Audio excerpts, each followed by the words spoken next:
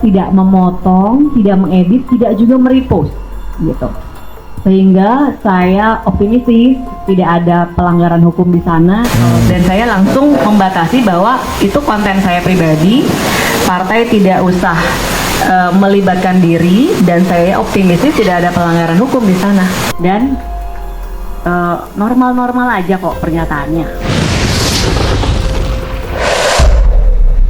Sekretaris Dewan Pembina PSI, Grace Natali, akhirnya buka suara usai dipolisikan 40 Ormas Islam Bersatu soal dugaan fitnah terkait video ceramah Pak Jusuf Kalla. Namun dia meyakini komentarnya terkait video tersebut tidaklah melanggar hukum dan masih dalam konteks yang wajar, guys. Video Pak JK itu saya tahu dari media sosial dan juga media sebenarnya pertama kali. Ada apa nih? Kok rame-rame ada berita Pak JK dilaporkan oleh berbagai elemen masyarakat. Kemudian videonya ada banyak sih berseliweran di media sosial, di YouTube juga ada gitu ya. Jadi sudah banyak pro dan kontra, sudah banyak elemen masyarakat yang protes atas video tersebut. Barulah saya kemudian membuat video untuk meresponi viralnya pernyataan beliau. Nah, di dalam video saya tersebut, saya itu tidak mengupload atau merepost videonya Pak JK. Saya juga tidak memotong, saya juga tidak mengedit. Jadi saya ini hanya meresponi video Pak JK, di mana saya melihat karena sudah banyak kontroversi yang beredar di masyarakat.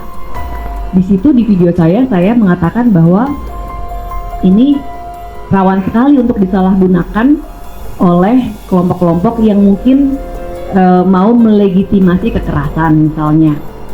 Atau juga saya bilang di situ ada baiknya Pak JK memberikan penjelasan. Nah, itu kurang lebih inti dari video saya meresponi viralnya video Pak JK.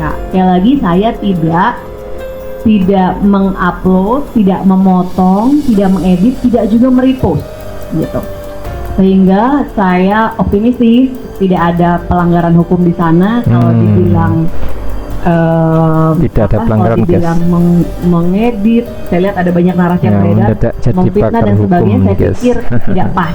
Dan oleh karenanya saya membuka diri seluas-luasnya kalau ada yang ingin bertanya lebih lanjut misalnya, asal silakan direfer kepada video yang saya posting, bukan yang sudah beredar. Tuh banyak banget saya lihat di media sosial yang sudah diberikan caption yang bukan saya membuat. Saya bukan dipanggil ya, lebih tepatnya kita memang ada rapat, jadi kita ngobrol biasa aja begitu. Jadi tidak ada pemanggilan, dan seperti tadi saya katakan bahwa ini memang video saya pribadi. Di situ saya bicara sebagai warga masyarakat, dan kalau saya lihat banyak sekali yang membuat komentar juga ya, sesuai dengan ekspresinya masing-masing lah di media sosial. Dan ini memang saya lampirkan sebagai pribadi, Mbak Dian, gitu. Jadi tidak dibahas secara khusus, dan saya langsung membatasi bahwa itu konten saya pribadi, partai tidak usah melibatkan diri, dan saya optimistis tidak ada pelanggaran hukum di sana. Begitu, Mbak Dian.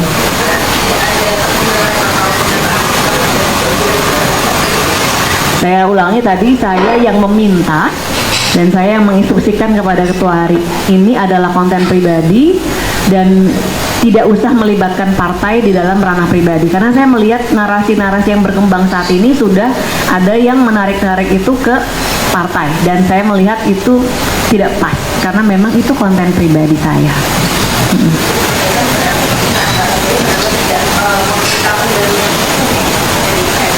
Ya, secara otomatis karena ini adalah hal pribadi saya, Mbak Dian, tidak melibatkan partai.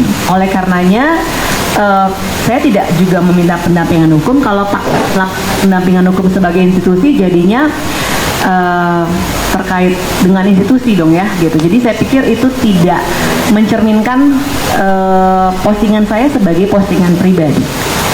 Ya, oke. Kita makan aja.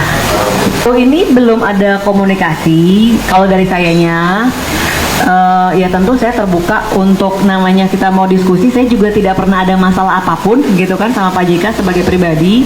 Lembaga Nari Sastra termasuk pelapor dalam hal ini, yaitu dari Lembaga Bantuan Hukum Serikat Mahasiswa Muslimin Indonesia dan Lembaga Bantuan Hukum Serikat Islam berserta LBH Muhammadiyah, Hidayatullah, AFKN dan organisasi-organisasi lainnya telah melaporkan 3 figur, Ade Armando, lalu Permadi Arya dan juga Grace Natali. Ade Armando yang telah memposting video penggalan yaitu di Cokro TV tanggal 9 April 2026. Lalu Permadi Arya yang memposting di media sosialnya tanggal 12 April 2026. Lalu Grace Natali yang memposting pada media sosialnya tanggal 13 April 2026. Ada narasi-narasi yang dibangun yang dimana ada video yang tidak utuh yang disampaikan pada publik. Ya, ini video penggalan dan dibangun narasi-narasi yang mengarah kepada perspektif atau konklusi yang tidak utuh di dalam masyarakat, yang dimana di situ mereka memframing bahwa Pak JK dalam ceramah videonya adalah dituduh mengenai terkait dengan pembahasan ajaran agama Kristen terkait dengan Syahid. Betul, Say, itu video normal sekali menurut kita ya.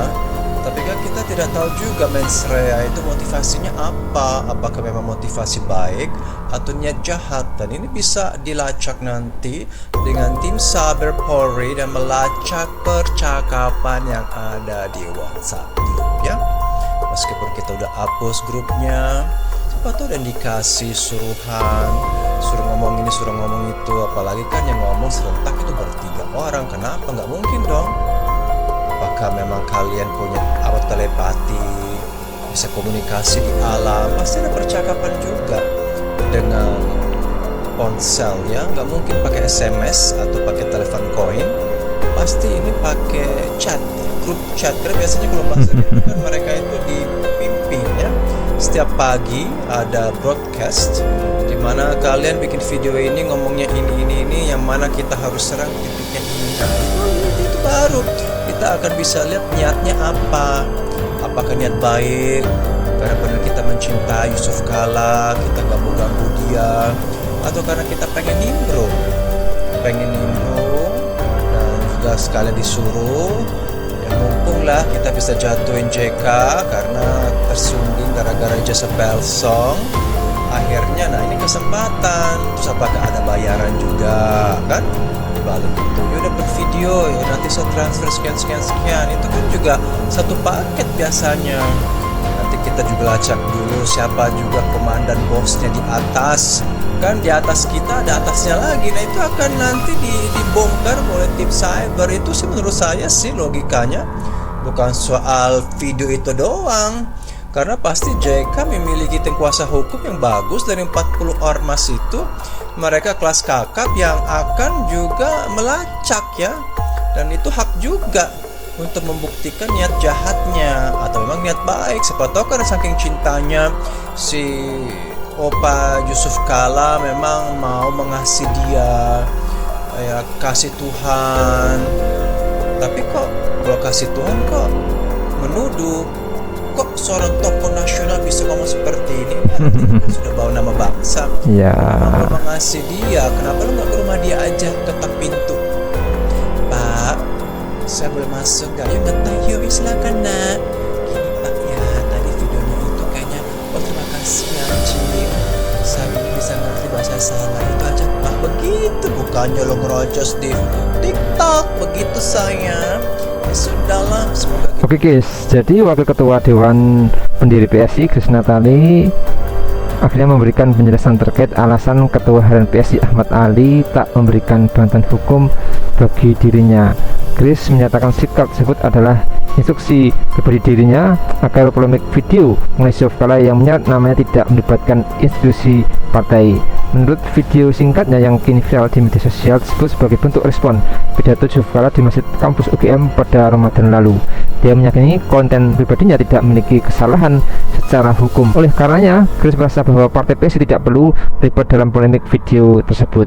Atas polemik video tersebut, Grace menyatakan siap untuk bertemu dengan Pak Yusuf Kalla apabila diperlukan. Dirinya merasa hingga saat ini tidak pernah memiliki masalah dengan sosok wakil presiden ke-10 dan 12 tersebut.